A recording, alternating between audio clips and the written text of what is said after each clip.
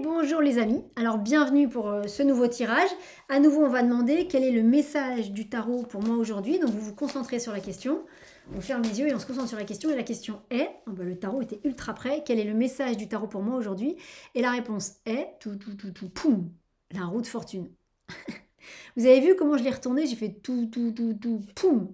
C'est-à-dire que là on est sur, c'était pas juste pour faire un effet de suspense, c'est que ça fait partie de la réponse. L'énergie qui est en jeu, c'est ça.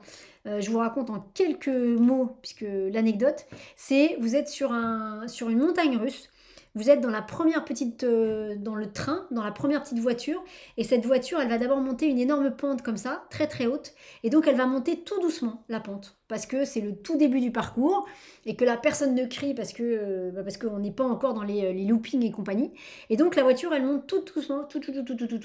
Et quand elle va arriver tout en haut, il va y avoir un temps d'arrêt. Et comme vous êtes au premier rang, quand vous allez être tout en haut et que vous allez regarder autour de vous, vous allez vous dire « Ah, quelle vue magnifique !»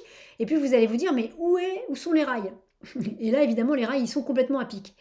Cette roue de fortune, c'est le passage de ce rythme où on avance tout doucement en arrivant en haut, il y a un petit temps d'arrêt, et d'un seul coup, foum, on plonge, et là, on démarre le circuit, et là, ça va super vite. Mais attention, c'est une super vitesse qui est contrôlée, c'est-à-dire que vous ne prenez pas de risque. Mais on est vraiment là-dessus. On est sur ce changement de rythme, mais qui est positif.